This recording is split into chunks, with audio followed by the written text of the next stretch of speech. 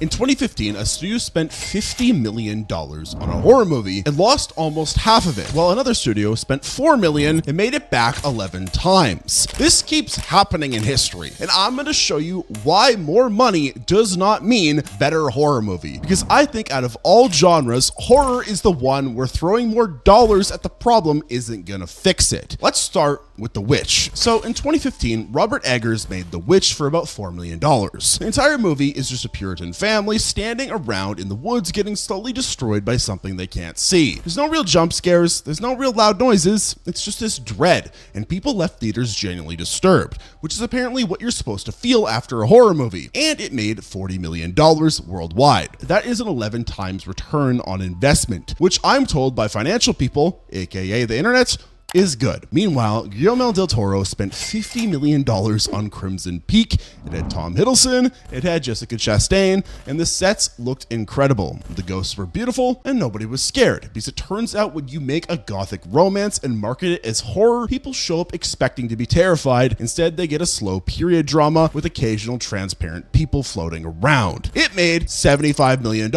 which sounds fine until you remember it cost $50 million to make. Del Toro actually said later that if he had made it for $25 million, it would have been a success, but it didn't. So he needs to make over $150 million for it to be seen as a critical success. It did not do that. And speaking of Crimson Peak, you can actually watch it right now with today's video sponsor, Hollywood Suite. So here's what's cool about this. Hollywood Suite is doing the Shocktober collection right now with over 80 different horror movies. And it's got stuff like The Thing, The Visit, Annabelle Creation, which we talk about later in this video. And we learned that it made 20 times its budget. Tremors, Videodrome, John Carpenter's The Thing. They've also got Saw, which my dog Flapjack has been requesting. I don't know why a corgi needs to see people get cut in half by jigsaw traps, but here we are. You never question the reasoning of Mr. Flapjack. These are just a few of hundreds of movies in their library, but they pulled all of the horror into one spot so you're not digging through menus forever. Most people know Hollywood Suite through Prime Video channels, which is honestly perfect because if you already have Prime Video, you just add it as a channel. There's no new app to download, no separate login, it's just there. And right now you can try it free for 7 days. After that, it's only $4.99 a month, which is less than a single movie ticket these days. Honestly, the amount of movies you're able to watch for the price is genuinely insane. If you want to check it out, you can click my link in the description to get started. Thank you so much to Hollywood Suite for sponsoring this video, and now back to The Witch. The Witch succeeded because it committed to being miserable and scary. The whole thing feels like watching a family fall apart in real time while something evil watches from the trees. Crimson Peak succeeded at being pretty. That's about it. Horror fans didn't want pretty. They wanted to feel something, and The Witch made them feel like they needed to go to church after watching. So Del Toro made a beautiful movie that lost tens of millions of dollars, and Eggers made people afraid of goats, and then created a whole career out of it. Studios somehow learned absolutely nothing about this and have made the mistake every single year since. Speaking of, let's talk about M. Night Shyamalan Ding Dong. Shyamalan Ding Dong also made a movie in 2015, which is when things get really stupid for studios, if you can tell by now. He made The Visit for $5 million. It's about two kids visiting their grandparents who start acting weird, and then it gets worse. And then there's a twist, because it's an M. Night Shyamalan Ding Dong movie, so obviously there is a twist. He made it independently after his last few movies bombed so hard, studios wouldn't give him any money anymore. And this movie made $100 million worldwide. People started taking him seriously again because he went back to doing what actually works.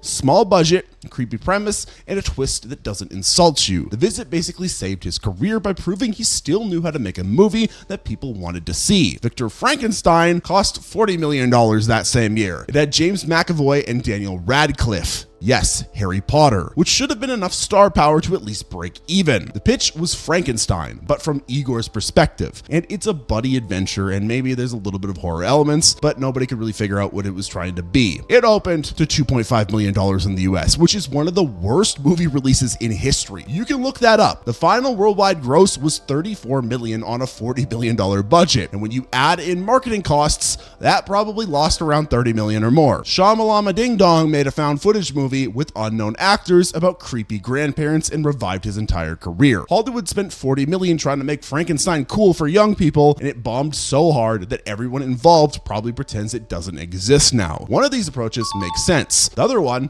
cost a lot of money. And honestly, if you were just to remake the Frankenstein story from its original basis today, people would go see that. Nobody gives a shit about Igor's perspective. It's Igor. Now let's move on to 2016. Someone at a studio in 2016 watched a 3-minute YouTube video and then greenlit a feature film based on it. You might be thinking, damn, that sounds like a horrible idea, and they probably made absolutely $0 and wasted away their career doing this.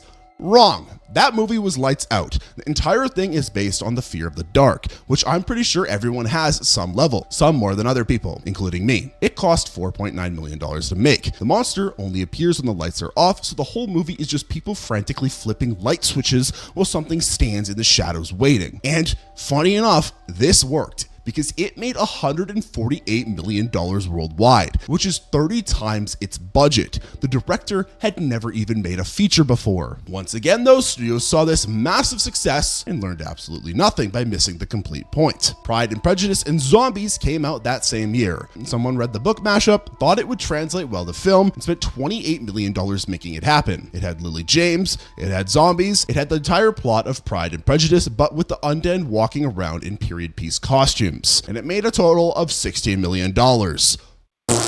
Critics said it was monotonal and flat, and that by the end you forgot what you were watching. It couldn't figure out if it wanted to be a Jane Austen adaptation or a zombie movie, so it ended up being neither. Horror fans were bored, Austen fans were confused, and the movie opened to $5 million domestically and then disappeared immediately. Lights Out scared people by keeping things simple and using the shadows. Pride and Prejudice and Zombies tried to be clever by mashing two things together and assuming that that was enough. One made 30 times its money back. The other lost about $12 million and is now only remembered as that weird zombie thing that came out when people were already tired of zombies. Now let's talk about The Conjuring. You didn't know, the Conjuring universe made another movie in 2017 for $15 million.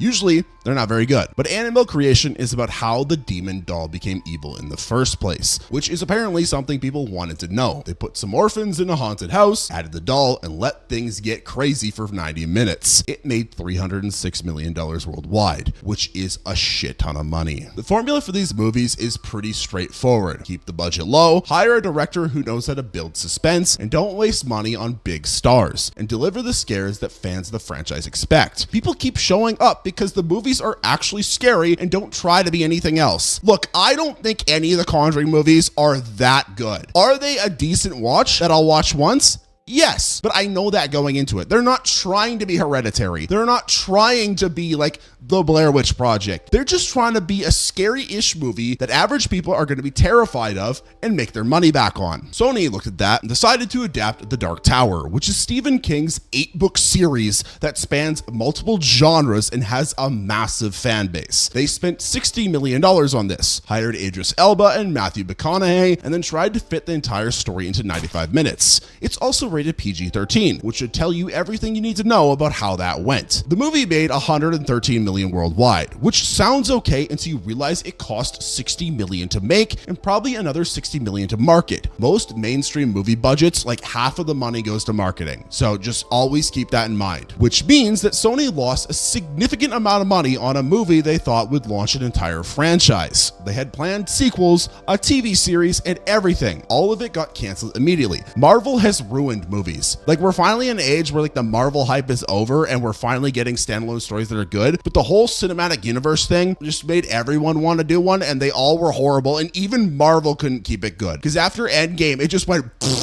Book fans hated this movie because they turned a complex horror fantasy epic into a generic action movie. General audience didn't care because nobody explained why they should. Reviews were terrible. The Dark Tower proved that you can have two great actors and still make something that smells like dog shit. Speaking of big actors, have you ever watched The Office? Well, I haven't because I don't think it's that funny. Sue me. But anyways, there's a guy in it called John Krasinski. He's like Pam's lover, so I've never seen it. I'm sorry. And he directed a horror movie in 2018. Now, if you've seen The Office, and like I've seen clips of it, you're probably like, what does this guy know about horror? Well, let me introduce you to A Quiet Place. And it's about a family that has to stay completely silent because monsters hunt by sound. The entire movie depends on you caring about whether these people make noise, which is a very tough thing to pull off. I went and saw this opening night back in my first year of college. The theater, amazing experience. This was like one of the best horror movies to go to on opening night. This movie cost $17 million and made $340 million worldwide because it turns out watching people try not to make a single sound for 2 hours is incredibly stressful in the best way possible. Like the nail in the foot scene, you know it's coming because like Schrodinger's Chekhov's cat or whatever it's called, you know that she was gonna step in the nail. And just like a little bit of way I can relate to this movie, I grew up on a farm and I was an idiot who often ran around the farm chasing my brothers playing like tag and stuff in flip-flops. And we would like go into like the bad areas that you're not supposed to go to where like a bunch of like broken down machinery is and like wood. And I've stepped on many nails before that go right through my foot. Let me tell you, it is one of the worst pains ever. It is the most terrifying experiences ever. So seeing it in a movie, I was like, damn, that bitch is hurting. Anyways, theaters were dead silent during screenings, which almost never happens, especially in recent years. I went to the Final Destination movie this year and someone brought their 2-year-old baby and let it loose on the audience, like up and down the stairs, screaming, crying. Who brings your baby to Final Destination? What the, like, who are you? You should need a, like, you should not have a kid at that point. Who brings a baby to Final Destination? The only Final Destination that couple should have went to is a fucking therapist to learn social etiquette. Anyways, I've ranted about that before. While watching A Quiet Place, people were afraid to eat their popcorn. That's how tense it was. And Krasinski wasn't even a horror director before this. He just understood that the premise only works if you care about the family. So he made sure you did by murdering children. The silence itself became the monster. Moving on, Fox then decided in 2018 that that was the year to bring back Predator. They spent $88 million on it. Shane Black directed, which made sense because he was actually in the original Predator movie back in 1987. The film tried to be funny and action-packed, which is the opposite of what the original Predator is supposed to be. Predator works when people are being hunted and terrified. This one had jokes, quips, and CGI Predator dogs. It made $160 million worldwide, and Fox only got back about $88 million of that after theaters took their cut. With marketing costs around $120 million, they lost tens of millions of dollars. The movie opened at number 1 and then dropped hard in week 2 because people who saw it told their friends not to bother. Literally, they did the cardinal sin. They had a remake of a franchise that has like a name people are gonna go to. Everyone goes to the movie. All you have to do is just make an okay movie, and then you're earning millions of dollars. But you fuck it up so hard that their friends do negative marketing for you. Like literally, A Quiet Place made people too scared to breathe. The Predator made people wish that they'd stayed home. The Predator made people wish that they couldn't breathe anymore because they didn't want to watch the shitty movie. One cost $17 million and made over $300 million in profit. The other cost $88 million and lost money because they forgot why anyone cared about Predator in the first place. Let's move on to another movie that was released in 2018. Well, this story starts with a director named Ari. Ari Aster made his first movie that same year. Hereditary cost $10 million, and that $10 million was used to mess people up. I'm not exaggerating. People left theaters saying they needed therapy. The movie starts as a family drama about grief and then slowly reveals that something demonic is happening. And by the end, you're watching full occult horror that doesn't let up. Toni Collette's performance is genuinely upsetting to watch. That telephone pole scene still gets talked about years later. It made $80 million worldwide, which made it A24's highest grossing film at the time. Critics loved it, horror fans loved it, even people who hated it couldn't stop talking about how much it disturbed them, which is free marketing. Hereditary proved that you could make an art film that's also genuinely terrifying, and people would pay to feel bad for 2 hours. Ari Aster then did this again with Midsummer, and then tried to do it again with Beau's Afraid. Let's not talk about Beau's Afraid. There's a giant dick monster. Let's not talk about Beau's Afraid. Let's talk, though, about Slender Man, because it also came out in 2018, and it also cost $10 million, the same as Hereditary. Slender Man was based on the internet creepypasta that was huge in like 2012, which means by 2018, it was already way too late. Like, yes, it had appeal that people would go see it because they recognized the name. That's exactly why I watched it. But this movie was dog shit. The movie is about teenage girls who summon Slender Man, and then bad things happen. Except nothing that happens is particularly scary or interesting. Why? Well, it has an 8% on Rotten Tomatoes. Critics called it boring and incoherent. Audiences agreed. It made 51 million worldwide, which technically means it made money, but nobody remembers it exists, and if they do, they drink to forget the pain, like I did with my ex-wife Becky. There were also real-life violent incidents connected to the Slender Man story, so some theaters just refused to show it, and the whole thing just felt uncomfortable and late. Hereditary gave people nightmares they're still having. Slender Man gave people 90 minutes that they'll never get back. Both cost the same amount of money to make. One became an instant horror classic, the other became a punchline of a YouTube video by some guy in a blue shirt right now. Let's now talk about 2018 again though, because Blumhouse brought back Michael Myers in 2018 and everyone lost their minds. Halloween ignored every sequel that came after the 1978 original, which is probably the smartest decision anyone involved in this franchise has ever made, because they really hurt Michael Myers. Jamie Lee Curtis came back. John Carpenter did the music. They spent $10 million making what's essentially just Michael Myers stalking Haddonfield again, except this time, Laurie's been preparing for 40 years and she's done running. It made $255 million worldwide. People were showing up opening weekend like it was an event, because it kind of was. The marketing was perfect. The movie delivered exactly what it promised, and horror fans got the sequel they'd been waiting decades for. Blumhouse made 25 times their investment back by respecting what made the original work. Hollywood watched that happen at the time, somehow decided it was time to reboot Hellboy, without Guillermo del Toro or Ron Perlman. The 2019 Hellboy cost $50 million.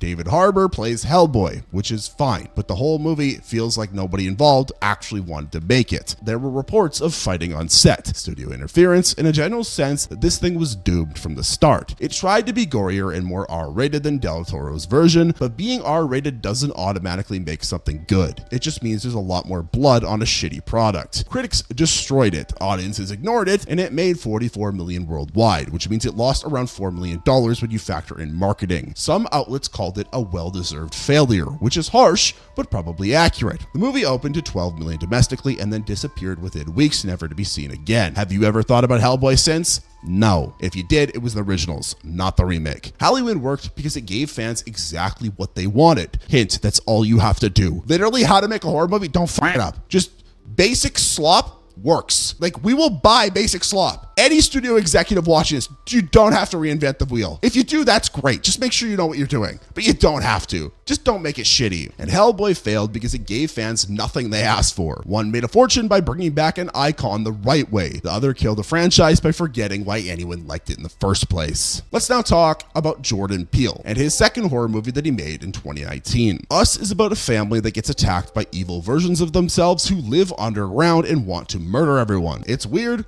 Lupita Nyong'o plays both versions of the main character, and she's genuinely incredible in both roles, doing completely different voices and physicality for each one. The movie cost $20 million, which is more than Get Out, but still pretty reasonable. It made $255 million worldwide. People were obsessed with trying to figure out what it meant. Everyone had theories about the symbolism, the tethered, the twist ending, all of it. The marketing showed those red jumpsuits and gold scissors everywhere, and it looked creepy enough that people had to see it. Peele's name alone was enough to get people in theaters after Get Out, and Us delivered on being both scary and thought-provoking. Dr. Sleep came out later that year as a sequel to The Shining, which is a pretty tough thing to follow up. Mike Flanagan directed it. Ewan McGregor starred it. The reviews were actually good. Stephen King himself liked it, which matters because he famously hated Kubrick's version of The Shining. It cost $45 million to make, and everyone involved did quality work, and it still only made $72 million worldwide. Warner Bros. Expected it to be much bigger. The movie is 2.5 hours long, and it's more of a drama than straight horror, which might have confused people. It came out in November instead of October, which didn't help, and the marketing couldn't figure out how to sell it. Was it a Shining sequel? A standalone Stephen King movie? Well, nobody seemed sure, and when studios don't know how to market something, audiences don't know why they should watch it. Us made people want to discuss it for weeks. Dr. Sleep made quality content that nobody saw. Now let's move on to the year of 2020. The year Universal finally figured out how to do horror movies correctly. The Invisible Man came out in early 2020, right before everything was shut down on Earth. It's about a woman whose abusive ex fakes his death and uses an invisibility suit to stalk her, which is a genuinely terrifying premise when you think about it. Elizabeth Moss is incredible at making you feel her paranoia. The whole movie is people scanning empty rooms trying to spot something that isn't there. Blumhouse made it for $7 million. It made $143 million worldwide, which is over 20 times its budget. Universal tried to launch their dark universe in 2017 with a $125 million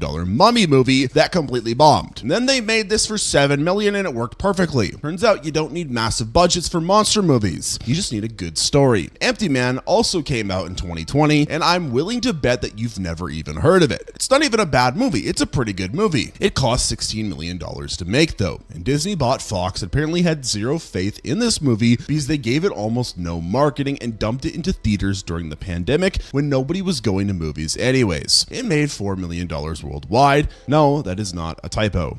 $4 million on a $16 million budget. The few people who did see it apparently thought it was actually pretty interesting and weird, which is great, and I am one of those people. But that doesn't matter when the studio releases your movie like they're trying to bury evidence. It opened to 1.3 million domestically, which means roughly 7 people saw it. The Invisible Man proves that you can reinvent classic monsters with tiny budgets. The Empty Man proved that the only thing empty is the studio executives' pockets, because goddamn, if you make a cool movie, you should market it. Now let's move on to 2022. 2022 had a movie about a cursed smile that people just couldn't stop watching. Smile is basically a virus that gets passed from person to person, and once you have it, you see something grinning at you until it kills you within a few days. Paramount was gonna put it straight to streaming, but test audiences liked it so much that they changed their minds and gave it a theatrical release, which was a smart move because it cost $17 million to make and ended up making $216 million worldwide. The marketing campaign here was genius. They hired actors to sit at baseball games and just smile creepily behind home plate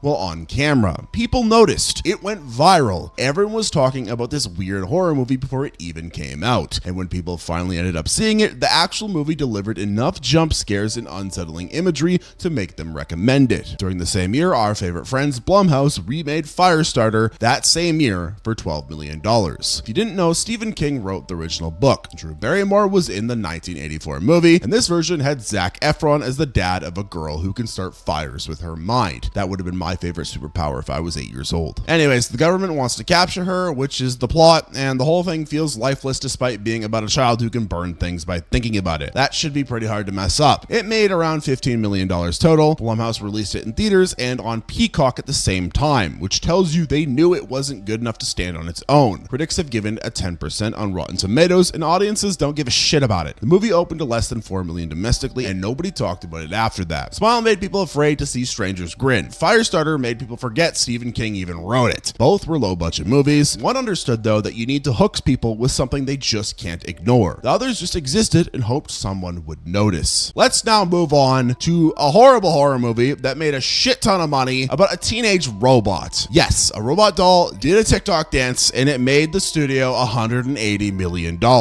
Megan came out in January 2023. It is about an AI doll that becomes obsessed with protecting a little girl and then starts killing anyone she sees as a threat. I went and saw this opening night because I thought this was a cool concept. What I didn't realize is that this is a baby horror movie meant for those in middle school. I will admit it was okay, but if I was in middle school, I probably would have liked it more. I was in that theater with the other person I was with, and we both noticed that every other person in that theater was like tiny. So maybe I wasn't the right audience for this movie. Anyways, the movie is PG-13, which means it is not super gory, but it leans into being campy and fun instead of trying to be genuinely terrifying, and that worked perfectly for the audience. Blumhouse and James Wan produced it for $12 million. The marketing went viral because they made Megan do this dance that everyone started copying online. By the time the movie came out, people already knew who Megan was and wanted to see her murder people. The film got a 93% on Rotten Tomatoes because it knew exactly what it was and it committed to being entertaining. In this same year, Universal spent $65 million on Renfield, which is about Dracula's assistant going to therapy. Nicolas Cage plays Dracula, and he's doing the most unhinged performance you can imagine, which sounds great, and some people loved watching him choose scenery for 90 minutes. But the movie itself is this weird mix of horror, comedy, and action that never figures out what it wants to be. Honestly, I saw the trailers for this on my Amazon TV, and I was just so put off by the trailer that I said I'm never watching that movie. movie. It's literally too violent for comedy fans, too silly for horror fans, and too weird for a general audience to like. Literally, I am the weird person that watches movies that likes a little bit of comedy, bloody horror, and just weird concepts, and I was put off by this. Renfield made $26 million worldwide, which is less than half its budget, and with marketing costs added in, Universal probably lost over $50 million. The movie opened to $7.7 million domestically, which is terrible for something with Nicolas Cage playing Dracula. People just weren't interested. So Megan became a pop culture moment by being a fun killer doll, and Renfield tried to make Dracula's henchman into an action hero, and nobody gave a shit. Sometimes spending 5 times the money gets you 1/6 of the results. Now let's talk about a movie you definitely have probably seen if you're a fan of this channel. Zach Cregger made a movie where every time you think you know what's happening, it changes completely. Barbarian starts with a woman showing up to an Airbnb that's already occupied by a man. Red flag, but things start getting weirder. And then the movie shifts perspective to a completely different character. And then it reveals that something's living in the basement that's worse than anything you could have expected. The whole thing cost $4.5 million to make. Nobody knew what to expect going in because the marketing didn't spoil anything. So people left theaters immediately telling their friends to watch it before anyone ruined the surprises. The word of mouth was incredible. It made $45 million worldwide, which is 10 times what they spent, and Cregger became someone studios are now paying attention to. His previous work was actually mostly comedy. This was his first horror film. The Turning came out in 2020 as an adaptation of The Turn of the Screw. It had Finn Wolfhard from Stranger Things and Mackenzie Davis. It's a gothic horror story about a nanny working in a creepy house with weird kids. Classic setup. The movie cost $14 million to make, and it made $18.5 million, which sounds like it did better than break even until you remember marketing exists. But here's the real problem. The movie just ends without resolving anything. It's not an ambiguous ending. It literally just stops. Audiences were so mad about it that they gave it an F cinema score, which is extremely rare. When you get an F, it means people feel actively insulted that you genuinely wasted the time of their life that they had to watch this movie. The movie opened to almost $7 million and then died immediately because everyone who saw it told everyone else to avoid it. Barbarian kept surprising people and they loved it. The Turning stopped explaining itself and audiences revolted. One director understood you need to earn your twist. The other forgot to write an ending altogether and should probably be fired. Now let's talk about the ultimate dream of every horror YouTuber, when they are able to make their own smash hit horror movie. 2 YouTubers from Australia made a horror movie about a haunted hand, and you now know it as Talk to Me. Talk to Me was their first feature film. Danny and Michael Filippo, that usually post videos under their YouTube channel, Raka Raka, usually make comedy videos, but they decided to direct a movie where teenagers pass around an embalmed hand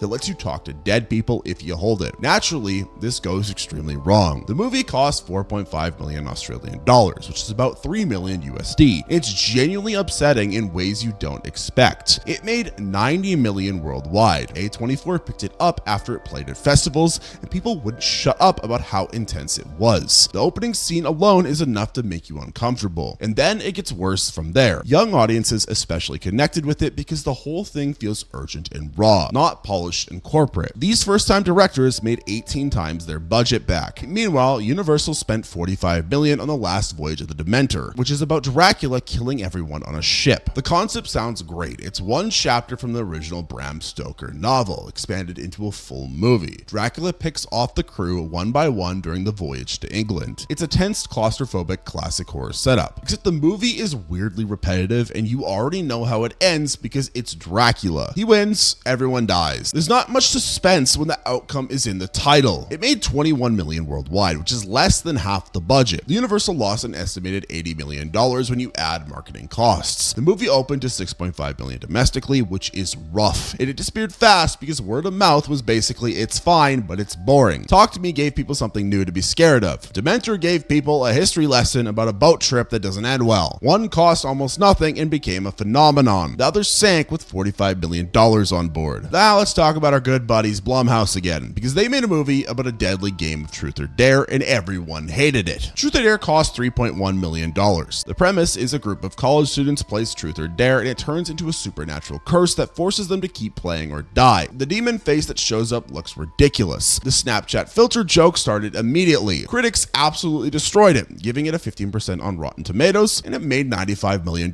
anyway, because why the f not? Teenagers didn't give a shit if it was that bad. They wanted a scary movie to see with friends on a Friday night, and this one had a simple hook and a PG-13 rating. Every teenager has played Truth or Dare, so it was appealing. Blumhouse released it on Friday the 13th in April, which is also decent marketing, and the movie opened to $19 million and kept making money because the target audience showed up. That's a 27 times return on investment for a movie that's objectively dog shit. Winchester came out around the same time about an actual haunted mansion in California. I hate this movie, by the way. I think this movie is so bad. I saw it in theaters and I regret every single moment I spent watching that movie.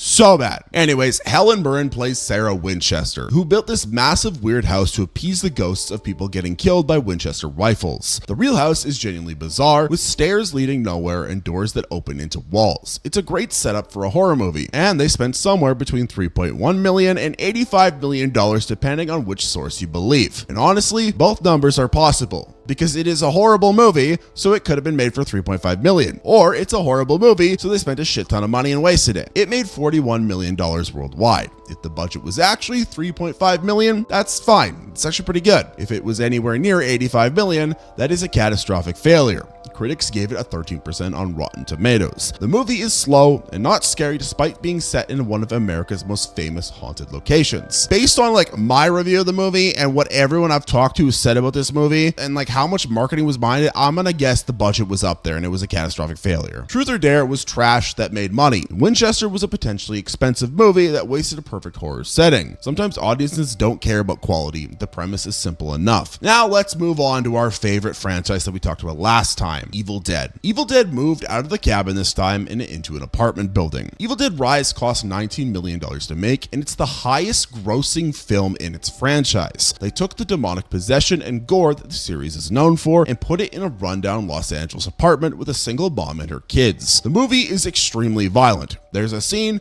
with a cheese grater that people still talk about. It was supposed to go straight to HBO Max, but test screenings went so well that Warner Brothers put it in theaters instead, which was a smart decision because it made $146 million worldwide. Fans of the franchise showed up because it delivered everything they wanted: creative kills, dark humor, and buckets of blood. New audiences showed up because the marketing made it look genuinely disturbing, which it is. The franchise keeps succeeding by staying true to what it is. During the same time, Universal bought the rights to make a new Exorcist movie for $400 million. The Exorcist Believer was supposed to launch a trilogy. They got Blumhouse to produce it for $30 million, brought back Ellen Burstyn from the original, and tried to do what Halloween 2018 did, a legacy sequel that ignores most of what came before it. Problem is, the movie is shit. It got a 22% on Rotten Tomatoes and a C+ cinema score from audiences. It made $136 million worldwide, which sounds okay. It's like Chupacabra, why are you getting mad at this? That's a lot of money. If I had that much money in my bank account, I would be rich. Except you wouldn't be, because you would have remembered that Universal spent $400 million on the rights. They needed this to not just be good, but massive.